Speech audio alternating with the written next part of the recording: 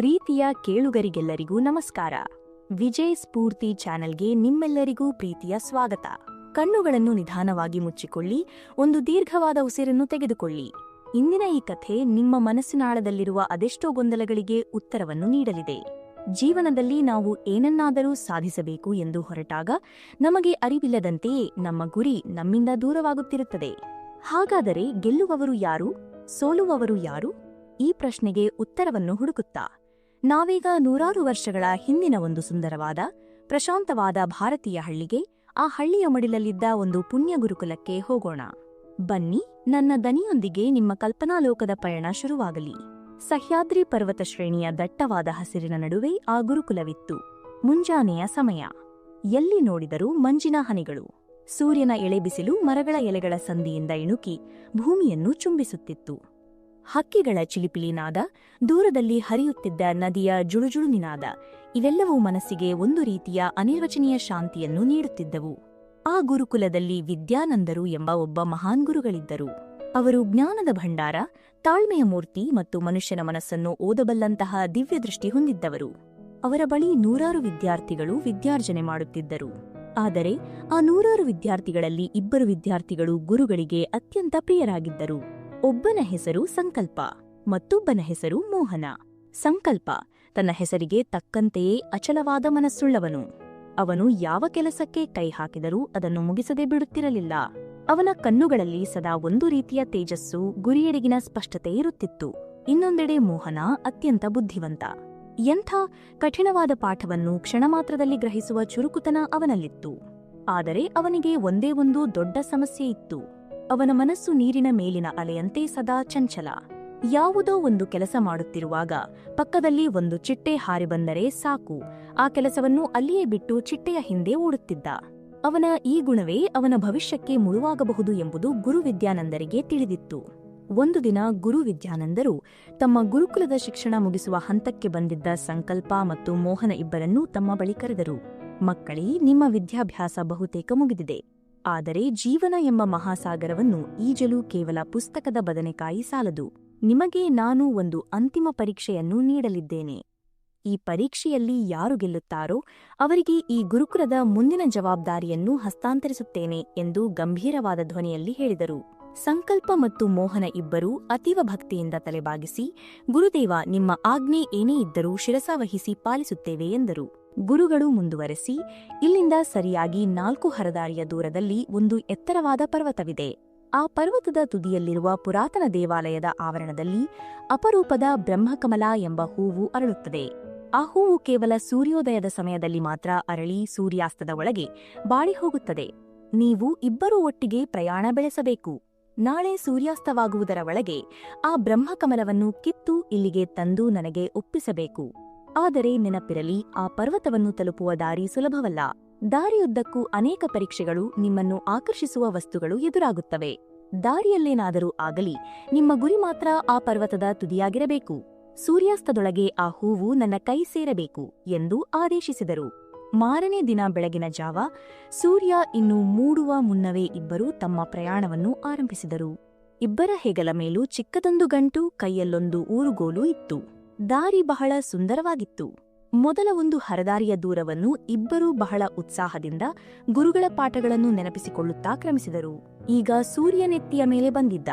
ಸ್ವಲ್ಪ ದೂರ ನಡೆಯುತ್ತಿದ್ದಂತೆಯೇ ಅವರಿಗೆ ಒಂದು ಅದ್ಭುತವಾದ ದೃಶ್ಯ ಎದುರಾಯಿತು. ಅದು ಒಂದು ದೊಡ್ಡ ಹಳ್ಳಿ. ಆ ಹಳ್ಳಿಯಲ್ಲಿ ಆ ದಿನ ದೊಡ್ಡ ಜಾತ್ರೆ ನಡೆಯುತ್ತಿತ್ತು. ಎಲ್ಲೆಲ್ಲೂ ತಳಿರು ತೋರಣಗಳು, ಬಣ್ಣ ಬಣ್ಣದ ಬಟ್ಟೆಗಳನ್ನು ತೊಟ್ಟ ಜನ, ಮಕ್ಕಳ ನಗು, ಹೂವಿನ ಘಮ ಮತ್ತು ಬಗೆಬಗೆಯ ಸಿಹಿ ತಿಂಡಿಗಳ ಸುವಾಸನೆ ಗಾಳಿಯಲ್ಲಿ ತೇಲಿ ಬರುತ್ತಿತ್ತು. ಆ ಕಡೆ ಒಂದು ದೊಡ್ಡ ಬಯಲು ರಂಗಮಂದಿರದಲ್ಲಿ ಅತ್ಯದ್ಭುತವಾದ ಯಕ್ಷಗಾನದ ಪ್ರದರ್ಶನ ನಡೆಯುತ್ತಿತ್ತು. ವಾದ್ಯಗಳ ನಾದ, ಕುಣಿತದ ತಾಳ ಯಾರನ್ನಾದರೂ ಮಂತ್ರಮುಗ್ಧರನ್ನಾಗಿಸುವಂತಿತ್ತು. ಮೋಹನನ ಹೆಜ್ಜೆಗಳು ತಾನಾಗಿಯೇ ನಿಂತು ಹೋದವು. ಅವನ ಕಣ್ಣುಗಳು ಆ ಜಾತ್ರೆಯ ವೈಭವವನ್ನು ನೋಡುತ್ತಲೇ ಉಳಿದವು. ಅವನಿಗೆ ಆ ಯಕ್ಷಗಾನವನ್ನು ನೋಡಬೇಕು, ಆ ಸಿಹಿ ತಿಂಡಿಗಳನ್ನು ಸವಿಯಬೇಕು ಎಂಬ ಆಸೆ ತೀವ್ರವಾಯಿತು. ಅವನು ಸಂಕಲ್ಪನಿಗೆ ಹೇಳಿದ, ಸಂಕಲ್ಪ, ನೋಡು ಎಷ್ಟು ಸುಂದರವಾದ ಜಾತ್ರೆ. ನಾವಿನ್ನೂ ಬಹಳ ದೂರ ಹೋಗಬೇಕಿದೆ. ಸ್ವಲ್ಪ ಹೊತ್ತು ಇಲ್ಲಿ ವಿಶ್ರಮಿಸಿ ಈ ಯಕ್ಷಗಾನವನ್ನು ನೋಡಿ ನಂತರ ಮುಂದೆ ಹೋಗೋಣ. ಪರ್ವತ ಎಲ್ಲಿಗೂ ಓಡಿ ಹೋಗುವುದಿಲ್ಲವಲ್ಲ ಎಂದು ನಕ್ಕ. ಆದರೆ ಸಂಕಲ್ಪನಿಗೆ ಗುರುವಿನ ಮಾತುಗಳು ಸ್ಪಷ್ಟವಾಗಿ ನೆನಪಿದ್ದವು. ಗುರಿ ಪರ್ವತದ ತುದಿಯೇ ಹೊರತು ಹಾದಿಯ ಜಾತ್ರೆಯಲ್ಲ. ಇಲ್ಲ ಮೋಹನ, ನಮ್ಮ ಗುರಿ ಬ್ರಹ್ಮಕಮಲ. ಸೂರ್ಯಾಸ್ತದೊಳಗೆ ನಾವು ಮರಳಬೇಕು. ಈ ಆಕರ್ಷಣೆಗಳು ನಮ್ಮನ್ನು ತಡೆಯಲು ಇರುವ ಅಡೆತಡೆಗಳು. ದಯವಿಟ್ಟು ಬಂದುಬಿಡು ಎಂದು ಹೇಳಿ ಸಂಕಲ್ಪ ಮುಂದೆ ನಡೆದ. ಆದರೆ ಮೋಹನನಿಗೆ ಮನಸ್ಸು ಕೇಳಲಿಲ್ಲ. ನೀನು ಹೋಗು, ನಾನು ಸ್ವಲ್ಪ ಹೊತ್ತು ಬಿಟ್ಟು ಬರುತ್ತೇನೆ ಎಂದು ಹೇಳಿ ಅವನು ಜಾತ್ರೆಯೊಳಗೆ ನುಗ್ಗಿಬಿಟ್ಟ. ಸಂಕಲ್ಪ ಒಬ್ಬಂಟಿಯಾಗಿ ತನ್ನ ಪಯಣ ಮುಂದುವರೆಸಿದ. ಸೂರ್ಯನ ತಾಪ ಹೆಚ್ಚಾಗುತ್ತಿತ್ತು, ಬೆವರು ಹರಿಯುತ್ತಿತ್ತು, ಕಾಲಿನಲ್ಲಿ ಆಯಾಸ ಕಾಡುತ್ತಿತ್ತು. ಆದರೂ ಅವನ ಹೆಜ್ಜೆಗಳು ನಿಲ್ಲಲಿಲ್ಲ. ಸ್ವಲ್ಪ ದೂರ ಹೋದ ನಂತರ ಒಂದು ದಟ್ಟವಾದ ಕಾಡು ಎದುರಾಯಿತು. ಆ ಕಾಡಿನ ಮಧ್ಯದಲ್ಲಿ ಒಂದು ತಂಪಾದ, ಸುಂದರವಾದ ಸರೋವರವಿತ್ತು. ಸರೋವರದ ತೀರದಲ್ಲಿ ಸುಂದರವಾದ ಮಾವಿನ ಮರಗಳಿದ್ದವು. ಮರಗಳ ಮೇಲೆ ಕೋಗಿಲೆಗಳು ಮಧುರವಾಗಿ ಹಾಡುತ್ತಿದ್ದವು. ಆ ತಂಪಾದ ಗಾಳಿಗೆ ಯಾರಾದರೂ ಅಲ್ಲೇ ಮಲಗಿ ನಿದ್ರಿಸಿಬಿಡುವಂತಹ ವಾತಾವರಣ. ಕಾಲುಗಳು ನೋಯುತ್ತಿದ್ದ ಕಾರಣ ಸಂಕಲ್ಪನ ಮನಸ್ಸು ಒಂದು ಕ್ಷಣ ಸ್ವಲ್ಪ ಹೊತ್ತು ಈ ಮರದ ನೆರಳಿನಲ್ಲಿ ಕುಳಿತು ಆಯಾಸ ತೀರಿಸಿಕೊಂಡು ಹೋಗಬಹುದಲ್ಲವೇ ಎಂದು ಯೋಚಿಸಿತು. ಆದರೆ ಮರುಕ್ಷಣವೇ ಅವನಿಗೆ ತನ್ನ ಗುರಿಯ ನೆನಪಾಯಿತು. ವಿಶ್ರಾಂತಿ ಎನ್ನುವುದು ಗುರಿ ಮುಟ್ಟಿದ ಮೇಲೆ ಸಿಗುವ ಬಹುಮಾನ, ಗುರಿಯ ಹಾದಿಯಲ್ಲಿರುವ ಅಡ್ಡಿಯಲ್ಲ ಎಂದು ಅವನು ತನಗೆ ತಾನೇ ಹೇಳಿಕೊಂಡ. ಸರೋವರದ ನೀರನ್ನು ಮುಖಕ್ಕೆ ಎರಚಿಕೊಂಡು ಬೊಗಸೆಯಲ್ಲಿ ನೀರು ಕುಡಿದು ಒಂದು ಕ್ಷಣವೂ ತಡಮಾಡದೆ ಮತ್ತೆ ತನ್ನ ನಡಿಗೆಯನ್ನು ಶುರುಮಾಡಿದ. ಇತ್ತ ಜಾತ್ರೆಯಲ್ಲಿ ಮೈಮರೆತಿದ್ದ ಮೋಹನನಿಗೆ ಸೂರ್ಯನ ತಾಪ ಕಡಿಮೆಯಾಗುತ್ತಿರುವಾಗ ಅರಿವಾಯಿತು ತಾನು ತನ್ನ ಗುರಿಯನ್ನು ಮರೆತಿದ್ದೇನೆ ಎಂದು.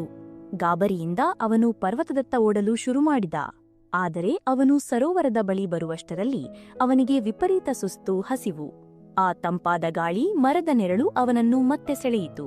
ಸ್ವಲ್ಪ ಹೊತ್ತು ಕಣ್ಣು ಮುಚ್ಚಿ ವಿಶ್ರಮಿಸಿ ನಂತರ ಓಡುತ್ತೇನೆ ಎಂದು ಮರದ ಕೆಳಗೆ ಒರಗಿದವನು ದಟ್ಟವಾದ ನಿದ್ರೆಗೆ ಜಾರಿಬಿಟ್ಟ. ಇತ್ತ ಸಂಕಲ್ಪ ಪರ್ವತದ ತಪ್ಪಲಿಗೆ ತಲುಪಿದ್ದ. ಅಲ್ಲಿಂದ ಮೇಲಕ್ಕೆ ಹತ್ತುವುದು ಅತ್ಯಂತ ಕಠಿಣವಾಗಿತ್ತು. ಕಲ್ಲು ಮುಳ್ಳಿನ ದಾರಿ, ನೆಟ್ಟಗಿನ ಏರು. ಕಾಲಿಗೆ ಮುಳ್ಳುಗಳು ಚುಚ್ಚಿದವು. ಕಲ್ಲು ತಾಗಿ ರಕ್ತ ಬರತೊಡಗಿತು. ಉಸಿರು ಬಿಗಿಯುತ್ತಿತ್ತು. ಪ್ರತಿ ಹೆಜ್ಜೆ ಇಡುವಾಗಲೂ ನೋವು. ಆದರೆ ಆತನ ಮನಸ್ಸಿನಲ್ಲಿ ಒಂದೇ ಮಂತ್ರ ಪ್ರತಿಧ್ವನಿಸುತ್ತಿತ್ತು: ನನ್ನ ಗುರಿ ಬ್ರಹ್ಮಕಮಲ, ನನ್ನ ಗುರಿ ಯಶಸ್ಸು. ತನ್ನೆಲ್ಲಾ ನೋವುಗಳನ್ನು ನುಂಗಿಕೊಂಡು ದೃಢವಾದ ಹೆಜ್ಜೆಗಳನ್ನಿಡುತ್ತಾ ಆತ ಪರ್ವತದ ತುದಿಯನ್ನು ತಲುಪಿಯೇ ಬಿಟ್ಟ. ಅಲ್ಲಿ ಆ ಪುರಾತನ ದೇವಾಲಯದ ಆವರಣದಲ್ಲಿ ಸುವರ್ಣಕಾಂತಿಯಿಂದ ಕಂಗೊಳಿಸುತ್ತಿದ್ದ ಆ ದಿವ್ಯವಾದ ಬ್ರಹ್ಮಕಮಲವನ್ನು ಕಂಡಾಗ ಅವನ ಎಲ್ಲ ಆಯಾಸ, ನೋವು ಕ್ಷಣಾರ್ಧದಲ್ಲಿ ಮಾಯವಾಯಿತು. ಅತ್ಯಂತ ಭಕ್ತಿಯಿಂದ ಆ ಹೂವನ್ನು ಕಿತ್ತುಕೊಂಡು ತಡಮಾಡದೆ ಮರಳಿ ಗುರುಕುಲದತ್ತ ಧಾವಿಸಿದ. ಸೂರ್ಯ ಪಶ್ಚಿಮದ ಕಡೆಗೆ ವಾಲುತ್ತಿದ್ದ. ಆಕಾಶ ಕೆಂಪಾಗುತ್ತಿತ್ತು.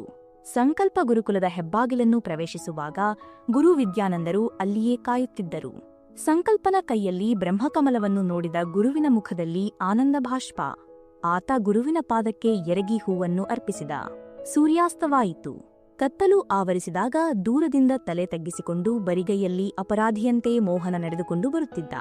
ನಿದ್ರೆಯಿಂದ ಎಚ್ಚರಗೊಳ್ಳುವಷ್ಟರಲ್ಲಿ ಸಂಜೆಯಾಗಿತ್ತು. ಕತ್ತಲಿನಲ್ಲಿ ಪರ್ವತ ಹತ್ತುವುದು ಅಸಾಧ್ಯವೆಂದು ತಿಳಿದು ಅವನು ಮರಳಿ ಬಂದಿದ್ದ. ಅವನ ಕಣ್ಣುಗಳಲ್ಲಿ ಪಶ್ಚಾತ್ತಾಪದ ಕಣ್ಣೀರಿತ್ತು. ತನ್ನ ಪ್ರತಿಭೆ, ಬುದ್ಧಿವಂತಿಕೆ ಎಲ್ಲವೂ ಒಂದು ಕ್ಷಣದ ಚಂಚಲತೆಗೆ ಬಲಿಯಾಯಿತಲ್ಲ ಎಂಬ ಕೊರಗು ಅವನನ್ನು ಕಾಡುತ್ತಿತ್ತು. ಆಗ ಗುರು ವಿದ್ಯಾನಂದರು ನೂರಾರು ವಿದ್ಯಾರ್ಥಿಗಳನ್ನು ಒಟ್ಟುಗೂಡಿಸಿ ಒಂದು ಮೌಲ್ಯಯುತವಾದ ಪಾಠವನ್ನು ಹೇಳಿದರು. ನನ್ನ ಪ್ರೀತಿಯ ಕೇಳುಗರೆ, ಈಗ ಆ ಗುರುಗಳು ಹೇಳಿದ ಆ ಅದ್ಭುತವಾದ ಮಾತುಗಳನ್ನು ದಯವಿಟ್ಟು ಗಮನವಿಟ್ಟು ಕೇಳಿ. ಗುರುಗಳು ಹೇಳಿದರು: ಮಕ್ಕಳೇ, ಜಗತ್ತಿನಲ್ಲಿ ಕೇವಲ 2 ರೀತಿಯ ಜನರಿದ್ದಾರೆ. ಒಂದು ಯಶಸ್ವಿ ಜನರು, ಇನ್ನೊಂದು ದಾರಿ ತಪ್ಪಿದ ಜನರು, ಅಂದರೆ ತಮ್ಮ ಗುರಿಯಿಂದ ವಿಚಲಿತರಾದ ಜನರು. ಅಷ್ಟೇ. ಯಶಸ್ವಿ ಜನರು ಮತ್ತು ಸೋತವರ ನಡುವೆ ಇರುವ ಒಂದೇ ಒಂದು ವ್ಯತ್ಯಾಸವೆಂದರೆ ಯಶಸ್ವಿ ಜನರು ತಮ್ಮ ಗುರಿಯ ಹಾದಿಯಲ್ಲಿ ಬರುವ ಯಾವ ಆಕರ್ಷಣೆಗೂ ಬಲಿಯಾಗುವುದಿಲ್ಲ. ನಮ್ಮ ಗಮನವನ್ನು ಬೇರೆಡೆ ಸೆಳೆಯುವ ವಿಚಾರಗಳನ್ನು ಎಷ್ಟೇ ಸುಂದರವಾಗಿದ್ದರೂ ಅವುಗಳನ್ನು ನಿರ್ದಾಕ್ಷಿಣ್ಯವಾಗಿ ತಿರಸ್ಕರಿಸುವುದೇ ಯಶಸ್ಸಿನ ಏಕೈಕ ಮಾರ್ಗ. ಗುರುಗಳ ಈ ಮಾತುಗಳು ಕೇವಲ ಮೋಹನನಿಗಲ್ಲ, ಇಡೀ ಮಾನವ ಕುಲಕ್ಕೆ ಒಂದು ದೊಡ್ಡ ಎಚ್ಚರಿಕೆ. ಸ್ನೇಹಿತರೆ, ನಮ್ಮೆಲ್ಲರ ಜೀವನವೂ ಇದೇ ಕಥೆಯಂತಿದೆ ಅಲ್ಲವೇ? ನಾವೆಲ್ಲರೂ ಆ ಸಂಕಲ್ಪ ಮತ್ತು ಮೋಹನನಂತೆ ನಮ್ಮ ದಿನವನ್ನು ಶುರು ಮಾಡುತ್ತೇವೆ. ನಮ್ಮೆಲ್ಲರ ಎದುರು ಒಂದು ದೊಡ್ಡ ಗುರಿ ಇರುತ್ತದೆ. ಅದು ಓದಿನಲ್ಲಿ ಹೆಚ್ಚು ಅಂಕ ಗಳಿಸುವುದಾಗಿರಬಹುದು, ವೃತ್ತಿ ಜೀವನದಲ್ಲಿ ಉನ್ನತ ಸ್ಥಾನಕ್ಕೇರುವುದಾಗಿರಬಹುದು, ಒಂದು ಒಳ್ಳೆಯ ವ್ಯಾಪಾರವನ್ನು ಕಟ್ಟುವುದು ಇರಬಹುದು, ಅಥವಾ ನಮ್ಮ ಕೌಶಲ್ಯವನ್ನು ಬೆಳೆಸಿಕೊಳ್ಳುವುದಾಗಿರಬಹುದು. ಆ ಗುರಿಯೇ ಆ ಬ್ರಹ್ಮಕಮಲ. ಆದರೆ ನಾವು ಆ ಗುರಿಯತ್ತ ನಡೆಯಲು ಶುರು ಮಾಡಿದ ಕೂಡಲೇ ನಮ್ಮ ದಾರಿಯಲ್ಲಿ ಸಾವಿರಾರು ಜಾತ್ರೆಗಳು, ಸರೋವರಗಳು ನಮಗೆ ಎದುರಾಗುತ್ತವೆ. ಅದು ಸುಮ್ಮನೆ ಸಮಯ ಕಳೆಯುವ ಹರಟೆಗಳಿರಬಹುದು, ಮೊಬೈಲ್ ಫೋನಿನ ಪರದೆಯ ಮೇಲಿನ ಬಣ್ಣದ ಪ್ರಪಂಚವಿರಬಹುದು, ಆಲಸ್ಯವಿರಬಹುದು, ಅಥವಾ ಬೇರೊಬ್ಬರ ಯಶಸ್ಸನ್ನು ನೋಡಿ ಹೊಟ್ಟೆಕಿಚ್ಚು ಪಡುವಂತಹ ನಕಾರಾತ್ಮಕ ಆಲೋಚನೆಗಳಿರಬಹುದು. ಇವೆಲ್ಲವೂ ನಮ್ಮನ್ನು ಆಕರ್ಷಿಸುತ್ತವೆ. ಸ್ವಲ್ಪ ಹೊತ್ತು ತಾನೇ ಆಮೇಲೆ ಕೆಲಸ ಮಾಡಿದರಾಯಿತು ಎಂದು ನಮ್ಮ ಮನಸ್ಸು ನಮಗೆ ಸುಳ್ಳು ಹೇಳುತ್ತದೆ. ಆ ಕ್ಷಣದ ಆಕರ್ಷಣೆಗೆ ಮರುಳಾಗಿ ನಾವು ನಮ್ಮ ಗುರಿಯನ್ನು ಮರೆಯುತ್ತೇವೆ. ಎಷ್ಟೋ ಪ್ರತಿಭಾವಂತರು, ಅತ್ಯಂತ ಬುದ್ಧಿವಂತರು ತಮ್ಮಲ್ಲಿರುವ ಅದ್ಭುತವಾದ ಸಾಮರ್ಥ್ಯವನ್ನು ಕೇವಲ ಈ ಸಣ್ಣ ಸಣ್ಣ ಚಂಚಲತೆಗಳಿಂದ ಕಳೆದುಕೊಂಡು ಬಿಡುತ್ತಾರೆ. ಮೋಹನ ಸಂಕಲ್ಪನಿಗಿಂತ ಬುದ್ಧಿವಂತನಾಗಿದ್ದರೂ ಗೆದ್ದದ್ದು ಮಾತ್ರ ಸಂಕಲ್ಪ. ಏಕೆಂದರೆ ಸಂಕಲ್ಪನಿಗೆ ತನ್ನ ಗುರಿಯ ಮೇಲೆ ಅಚಲವಾದ ನಿಷ್ಠೆಯಿತ್ತು. ಜಗತ್ತಿನಲ್ಲಿ ಕೇವಲ 2 ರೀತಿಯ ಜನರಿದ್ದಾರೆ. ಒಬ್ಬರು ಯಶಸ್ವಿಯಾಗುವವರು, ಮತ್ತೊಬ್ಬರು ಏಕಾಗ್ರತೆ ಕಳೆದುಕೊಂಡು ದಾರಿ ತಪ್ಪುವವರು. ಇದಕ್ಕಿಂತ ಬೇರಾವ ವರ್ಗವೂ ಇಲ್ಲ. ನೀವು ಯಾವ ಗುಂಪಿಗೆ ಸೇರಬೇಕು ಎನ್ನುವುದು ನಿಮ್ಮ ಕೈಯಲ್ಲೇ ಇದೆ. ಗುರಿ ಸಾಧಿಸಬೇಕು ಎಂಬ ಛಲ ನಿಮ್ಮಲ್ಲಿದ್ದರೆ, ಕಠಿಣ ಪರಿಶ್ರಮವಿದ್ದರೆ ಮತ್ತು ನಿಮ್ಮನ್ನು ದಾರಿ ತಪ್ಪಿಸುವ ಪ್ರತಿಯೊಂದು ವಿಚಾರಕ್ಕೂ ಇಲ್ಲ ಎಂದು ಹೇಳುವ ಧೈರ್ಯವಿದ್ದರೆ ಯಶಸ್ಸು ಖಂಡಿತ ನಿಮ್ಮದಾಗುತ್ತದೆ. ನಿಮ್ಮ ಗಮನವನ್ನು ಬೇರೆಡೆ ಸೆಳೆಯುವ, ನಿಮ್ಮ ಸಮಯವನ್ನು ಹಾಳು ಮಾಡುವ ವಿಚಾರಗಳನ್ನು ತಿರಸ್ಕರಿಸುವುದೇ ಯಶಸ್ಸಿನ ಏಕೈಕ ಮಾರ್ಗ. ನೆನಪಿರಲಿ, ಸಮಯ ಯಾರಿಗಾಗಿಯೂ ಕಾಯುವುದಿಲ್ಲ. ಸೂರ್ಯಾಸ್ತದ ಮುನ್ನವೇ ಗುರಿಯನ್ನು ತಲುಪಬೇಕು. ನಿಮ್ಮೊಳಗಿನ ಆ ಸಂಕಲ್ಪವನ್ನು ಬಡಿದೆಬ್ಬಿಸಿ. ನಿಮ್ಮ ದೃಷ್ಟಿ, ನಿಮ್ಮ ಹೆಜ್ಜೆ, ನಿಮ್ಮ ಉಸಿರು ಎಲ್ಲವೂ ನಿಮ್ಮ ಗುರಿಯ ಕಡೆಗೆ ಮಾತ್ರ ಇರಲಿ. ಅಡೆತಡೆಗಳು ಬಂದಾಗ, ಆಕರ್ಷಣೆಗಳು ಕೈಬೀಸಿ ಕರೆದಾಗ ನಿಮ್ಮ ಕಣ್ಣ ಮುಂದೆ ಆ ಬ್ರಹ್ಮಕಮಲ ಮಾತ್ರ ಕಾಣಲಿ. ನೀವೆಲ್ಲರೂ ನಿಮ್ಮ ಜೀವನದಲ್ಲಿ ಎದುರಾಗುವ ಎಲ್ಲಾ ಅಡೆತಡೆಗಳನ್ನು ಮೀರಿ ಏಕಾಗ್ರತೆಯಿಂದ ಮುನ್ನುಗ್ಗಿ ದೊಡ್ಡ ಯಶಸ್ಸನ್ನು ಗಳಿಸಲಿ ಎಂದು ನಾನು ಆಶಿಸುತ್ತೇನೆ. ಈ ಕಥೆ ನಿಮ್ಮ ಮನಸ್ಸಿಗೆ ನಾಟಿದ್ದರೆ, ನಿಮ್ಮ ಗುರಿಯತ್ತ ನಿಮ್ಮನ್ನು ಮತ್ತಷ್ಟು ಪ್ರೇರೇಪಿಸಿದ್ದರೆ, ನಿಮ್ಮ ಯಶಸ್ಸಿನ ಪಯಣದಲ್ಲಿ ಇದು ಒಂದು ಚಿಕ್ಕ ದೀಪವಾದರೆ ಅದೇ ನಮಗೆ ಅತಿ ದೊಡ್ಡ ಸಾರ್ಥಕತೆ. ನಿಮ್ಮ ಗುರಿಯ ಕಡೆಗೆ ನಿಮ್ಮ ಪಯಣ ಇಂದೇ ಈಗಲೇ ಶುರುವಾಗಲಿ. ಸದಾ ಸ್ಫೂರ್ತಿಯಿಂದಿರಿ, ಸದಾ ನಗುನಗುತ್ತಿರಿ. ಇದು ವಿಜಯ್ ಸ್ಫೂರ್ತಿ, ನಿಮ್ಮ ಗೆಲುವಿನ ಸಂಗಾತಿ. ಜೈ ಹಿಂದ್, ಜೈ ಕರ್ನಾಟಕ ಮಾತೆ. ಶುಭವಾಗಲಿ. ಧನ್ಯವಾದಗಳು.